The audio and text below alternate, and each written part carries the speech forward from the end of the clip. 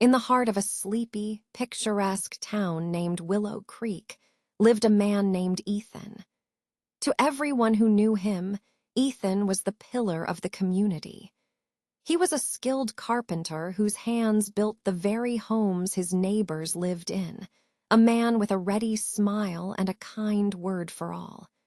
His life appeared to be a portrait of simple, honest contentment, and he was admired for it. But beneath this veneer of decency, Ethan harbored a secret so profound it threatened to shatter the peaceful lives he had so carefully constructed.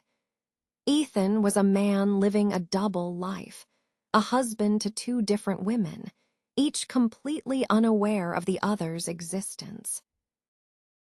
His first wife, Amelia, was a woman of gentle spirit and caring nature. They had been childhood sweethearts, their love story a familiar and cherished tale in Willow Creek. Their marriage came swiftly and naturally, and they settled into a cozy cottage at the edge of town. Their home was filled with the scent of Amelia's baking and the joyous laughter of their two children, a son named Jack and a daughter named Chloe. Amelia's love for Ethan was absolute, her trust in him unwavering. Her world was perfect, or so she believed. What Amelia didn't know was that her perfect world was built on a lie. Years after marrying her, Ethan had met another woman, Olivia. Olivia was a stark contrast to Amelia.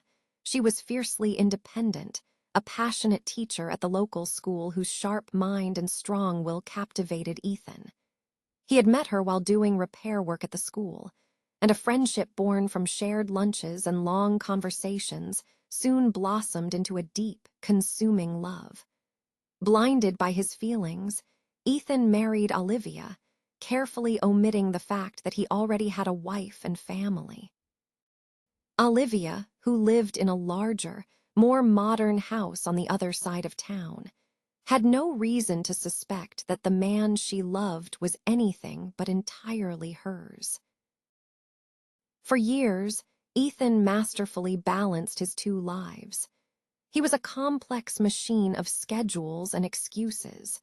He would spend the work week with Amelia and his children, a devoted family man. Then, as Friday afternoon arrived, he would pack a bag, kiss Amelia goodbye under the pretense of an out-of-town construction project, and drive to the other side of Willow Creek to become Olivia's loving weekend husband. He created an intricate web of lies, business trips, family emergencies, demanding clients, each one a carefully placed stone in the wall that separated his two worlds. For a long time, the ruse held. But time has a way of unraveling even the most tightly woven secrets. As Jack and Chloe grew older, their questions about their father's frequent absences became more pointed. Both Amelia and Olivia began to notice small inconsistencies, a lingering sense of unease they couldn't quite name. Amelia wondered why his business trips always fell on weekends. Olivia occasionally questioned why he was never available during the week. But Ethan was a master of deflection, and their love for him made them want to believe his plausible excuses. The tipping point came on a day Ethan was supposedly away on a major project. Amelia had heard that Olivia was organizing a school fundraiser, and driven by a vague curiosity about this woman Ethan sometimes mentioned in passing, she decided to attend. She wanted to put a face to the name of this teacher who seemed to be such an important figure in the community. Telling her children she was visiting a friend, she drove to a part of town she rarely frequented. When Olivia opened the door, a moment of strange recognition passed between them. They had seen each other at the town market, perhaps even exchanged polite nods, but had never spoken. Now, face to face, An unspoken tension filled the air. Amelia offered a hesitant smile. "Hello, I'm Amelia. I'm a friend of Ethan's, and I just wanted to stop by and introduce myself." Olivia's polite expression faltered into confusion. "Amelia, it's nice to meet you. I'm Olivia. I'm married to Ethan. Is he with you?" The words struck Amelia with the force of a physical blow. Her heart seemed to stop beating. What did you say?" she asked, her voice a fragile whisper. "You're married to Ethan."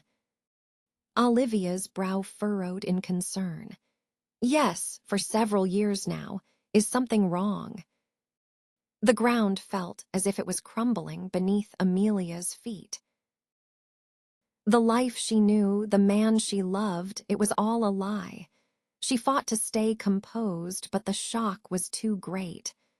"I'm his wife, too," Amelia whispered, the words tasting like poison. "I've been married to him for 15 years. He never told me about you." Olivia stared, her face draining of all color as the horrific meaning of Amelia's words settled in. "What do you mean you're his wife?" she asked, her own voice trembling. "Ethan has been married to you this entire time." Amelia could only nod, hot tears finally escaping and tracing paths down her cheeks. "Yes, we have 2 children together, Jack and Chloe. I had no idea you even existed."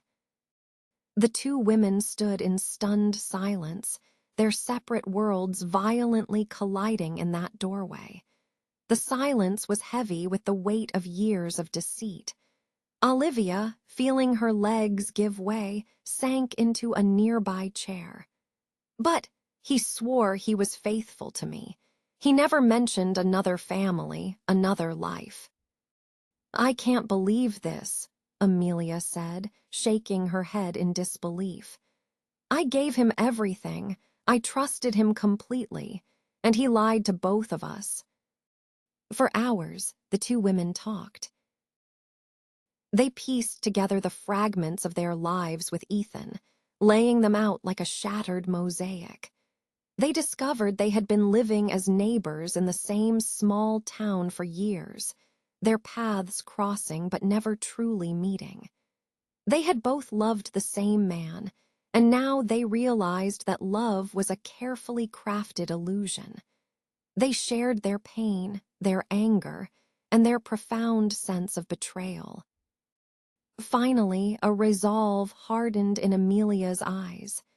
"We have to confront him," she said, her voice firm. "We deserve the truth. He can't keep doing this to us." Olivia, her heart aching but her spirit unbroken, agreed. "Yes, it's time for the lies to end."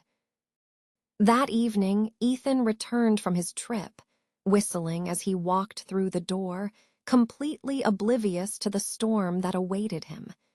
He stopped dead in his tracks when he saw Amelia and Olivia sitting together in the living room, waiting. The color drained from his face. "What is this?" he stammered. "Why are you 2 here together?" They both stood up, and for the first time, Ethan saw the shared pain in their eyes, a mirror image of his own betrayal. "Ethan," Amelia said, her voice quiet but strong. "We know. We know everything." He had rehearsed this moment in his darkest nightmares, but now that it was real, he was paralyzed. He tried to speak, but no words came. His heart hammered against his ribs. The moment of reckoning had arrived. "How could you do this to us, Ethan?" Olivia asked, her voice laced with a sorrow so deep it seemed to crack. "How could you lie to us, to both of us, for all these years?" Ethan looked from one woman to the other, the weight of his guilt crushing him. I never meant for this to happen," he choked out. "I never wanted to hurt either of you. I loved you both." But you didn't love us enough to be honest, Amelia countered, her voice finally breaking. You kept us in the dark. You stole the truth from our lives. He tried to explain, to justify, but his words were hollow. There was no excuse for the monumental betrayal he had committed. He had shattered the hearts of two good women, and no apology could piece them back together. After hours of tears and bitter truths, Ethan understood his life as he knew it was over. Forgiveness was an impossibility. That night, Amelia and Olivia left, each walking away from the ruins of their marriage, their hearts broken, their trust irrevocably destroyed. Ethan was left alone in a house that was no longer a home, haunted by the echoes of two lives he had annihilated. The damage was absolute and irreversible. He, the man who thought he could have it all, had learned the devastating truth that love built on a foundation of lies is destined to be nothing more than a beautiful ruin.